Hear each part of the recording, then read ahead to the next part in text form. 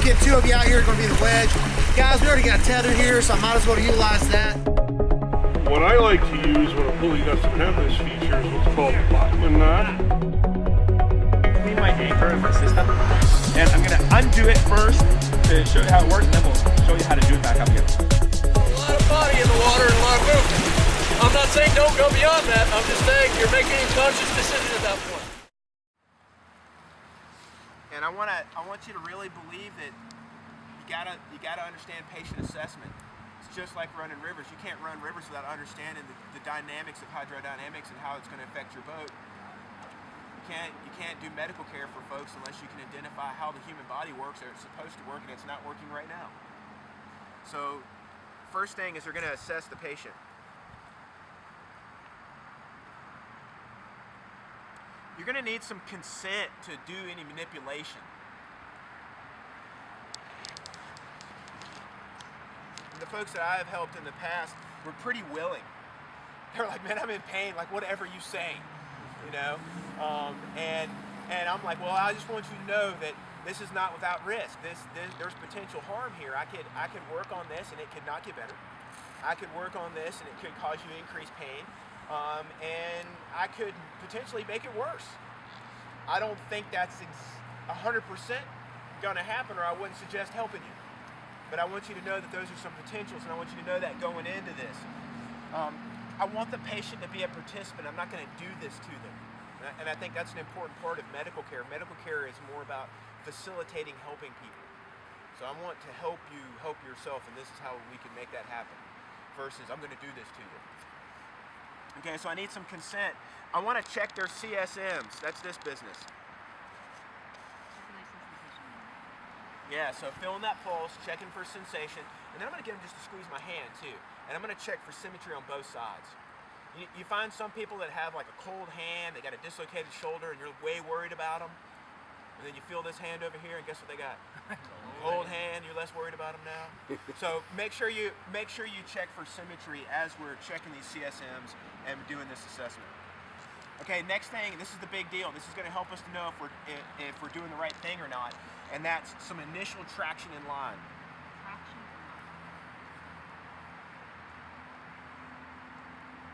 Okay, so what we're going to do is we're going to separate that joint, and what's really cool is God gave you a handle for this. It's like you're supposed to do this. If you reach right above your elbow, you'll feel that handle, and you can feel it even better if you reach across and grab your neighbors. We initially are going to separate the joint by pulling towards the elbow. That's our plan. Okay, so we're going to pull traction in line, and as we pull traction in line, we're going to ask them a question about this. Is this better or worse? And pretty quickly, it should be better. If pretty quickly it's worse and continues to be worse, we might be looking at a fracture or other damage in that joint that we just can't see. And that's possible because we don't have backcountry x-rays and MRIs yet. One day, you can get an app for that. To get into this, I'm going to ask them the question, is this better or is this worse? And if it's worse, I'm going to go back to where it's better. I'm focusing on better. I'm focusing on fatiguing the muscle. You know, if you got somebody with big shoulders, it's going to be a bigger process. Somebody with smaller shoulders, smaller process. People with previous histories of dislocations, smaller process. First-time shoulder dislocation, big process. Big hulking Walter Felton, first-time shoulder dislocation, big problem. Right? Okay? My next thing that I'm going to do is I'm going to seek to realign it. So as I'm getting more report on better, I'm going to start seeking to realign. After I am able to realign and I'm able to I'm able to get that reduction.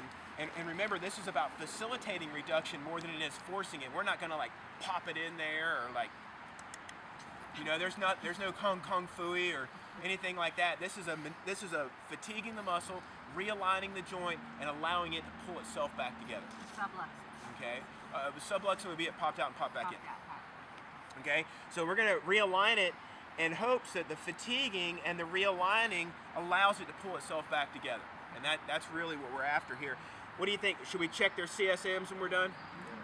And what are they going to need to support this thing? Some kind of splint. some kind of sling and swath. We'll look at a bunch of different ways to use life jackets and spray skirts and things like that here in a minute.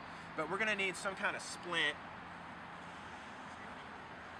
And man, these people aren't paddling anymore. These people are folks that even if you've been successful with this reduction, they need to go see a physician. Right? They need to go see someone who can get some pictures and evaluate it. Somebody's got a lot of experience with it. So here we go. We're gonna do a reduction on ourselves, and then we're gonna do it on somebody else. So here's the motion. Reach over and grab your elbow. Okay. That's the handle. Before we get too crazy here, slide down and get that pulse. Okay. Feel for sensation. Check these fingers out. Put these two fingers in their palm and have them squeeze. Okay, good. I'm checking for all of that. I'm not making judgment on any of that. I'm just checking for baseline. And now I'm back here at the elbow. Okay, and I'm pulling down. I'm separating that joint. Can you feel yourself separating that joint a little bit? Just by gentle pressure pulling down. You can feel it. And then they're like, I like it. You're like, good. We're gonna do some more. And you keep doing some more. And after a few minutes of just this traction, I'm gonna start trying to move it into this position. So I'm pulling it out to about 70 degrees, and I'm still asking them this question, is this better or worse? They say it's better, I keep going. I'm gonna stop at about 70 to 75 degrees, and now I'm gonna rotate the head of the humerus back into alignment with that acromioclavicular joint. Baseball throwing position. I may even exaggerate that baseball throwing position just a little bit.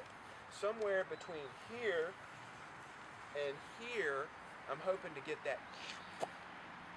And it will make a sound. It's a cavity that needs to be filled again. So as that pulls back in, I'm going to bring their elbow down, their hand across their chest. I'm going to reassess their pulse, and check their sensation. I'm going to squeeze my hand, and now they just want a sling and swath. You know, something else to think about is, what about a little pain management? Ibuprofen. Yeah, ibuprofen box dosing. You can give that to adults. You don't have a medical legal issue about giving other people over-the-counter medications. You can make that suggestion. I ask people, I say, well, what do you normally take when you have pain? And they say, I take ibuprofen. I say, well, I have some. Would you like some? They say, yes. I say, how much do you usually take? And they're like, I don't know, like 1,000 milligrams. I said, box dosing here says 600. How about 600?